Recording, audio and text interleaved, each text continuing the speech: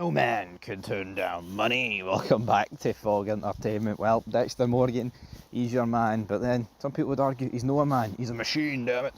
Dexter Morgan definitely is a machine. And yeah, in the latest episode of Dexter Resurrection, the final episode of season 1, Dexter finally put an end to Leon Prater's murderous ways. Yeah, folks, crazy situation, but yeah, this is Fog Entertainment, and this is our reaction to his initial death. Yeah, I know, but that's my point. It was reasonably sized. You know, Brian Moser wasn't quite there for it, but Well, here, it's already in default, so I mean, he may as well use it. he could have killed him on Batista's fedora if he fucking wanted to. He could have, but yeah, Prater tries to talk his way out of it with money. I can pay for Harrison's college, I can pay for his grandchildren's college, and Dexter freaks out, says, keep my son's name out your mouth. It was almost like a Will Smith moment, wasn't it? Keep my wife's name out your fucking mouth. So yeah, Prater at this point kind of realizes that he's dead. Dexter's like, actually, you know what? I'm not gonna take a blood slide. And Prater thinks, oh, I'm gonna survive. Dexter's like, nah, I don't want to remember you. I only take samples of the people that I'm gonna remember. No one's gonna remember you. And then he proceeds to just kill Prater, stabs him through the heart with his knife, and then proceeds to chop him up into a couple of very small bin bags. Probably the smallest amount of bin bags that we've ever seen. Yeah, I mean, I know it's grim, but it's probably the amount of bin bags you associate if you kill a kid. Because obviously Prater's the size of a fucking kid. Small kid. But Dexter doesn't kill kids, so that's good for him. But yeah, Prater's dealt with. Yeah, we get a scene where Charlie leaves New York with her mother, and I was disappointed because I wanted to see her die, and I think she should have died. But Also, Blessing, we got like a half a second clip of him. Dexter's like, I could be with people like Blessing, and he's dancing. You're thinking, right, he mustn't be the New York Ripper.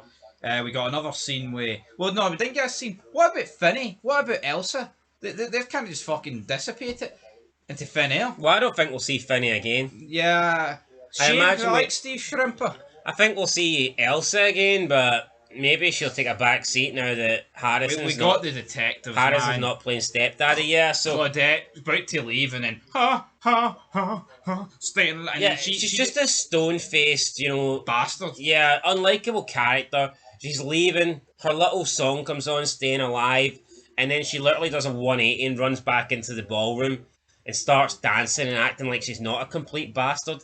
And then saying to Olivia, "Oh, dancer, you're just going to stand there." It's like, you just sat there all night. How can this guy even stand having her as a partner?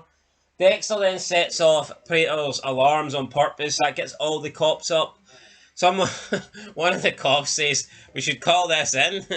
And then Olivia's like, Oliva says, "What are you talking about? We're all here, dumbass." And it's like, I mean, that's true. It's like, what's she talking about? We should call this in. Yeah, literally every call it into who? Like, pretty much everybody from the department's there.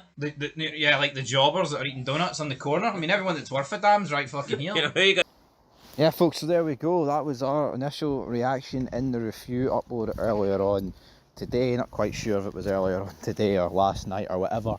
But yeah, I mean, Leon Prater goes. Wee bit of a surprise, if we're being honest about things, because I mean, I'm not surprised he died. I thought there could have been potentially he made it into season 2. But with the death of Batista, the fact that Prater was the one that killed Batista, cementing his fate as a killer, killing a close friend of Dexter, and it's weird. Like, I know it's like with every show, but now when you like rewatch Dexter or you see a clip from the original show, you're going to be sitting there thinking, damn, Leon Prater killed, Tyrion Lannister, Leon Prater, all this guy's many characters. That guy is the one that put an end to Angel Batista. It's truly insane.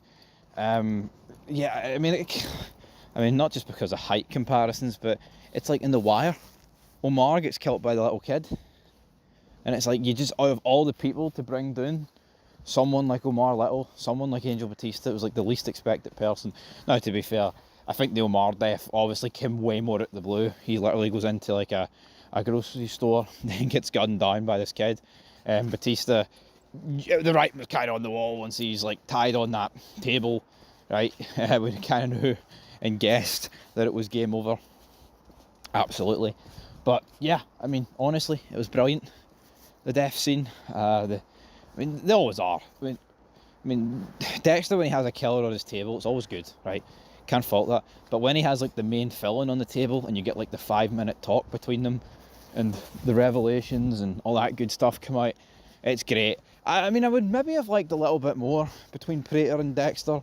Maybe like the reveal about the Gemini killers and actually like tell them that they're actually twins.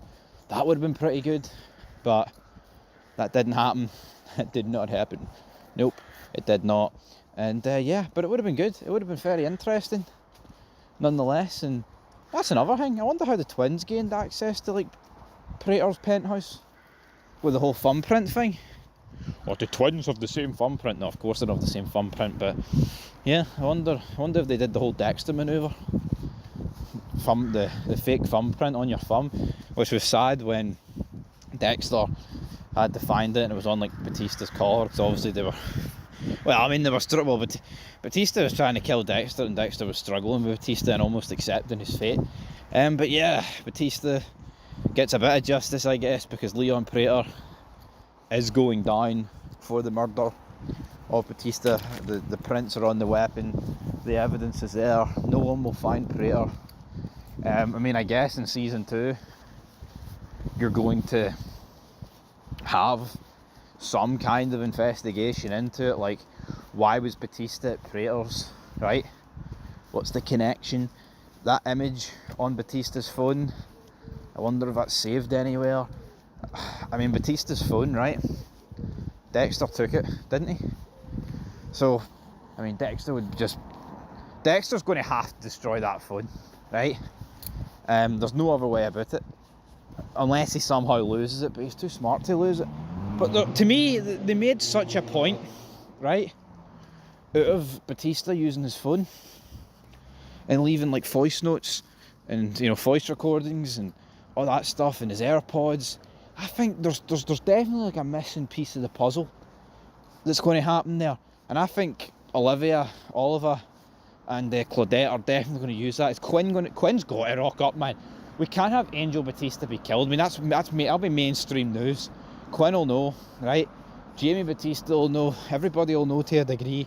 Quinn's going to rock up. There's going to be a funeral for the guy in season 2. Masuka. Is Dexter going to rock up to his funeral? The fact that he's alive would almost tell me that he's going to have to, right? He's definitely going to have to. I mean, imagine the reunion between Quinn, Masuka and Batista, and Dexter at Batista's funeral.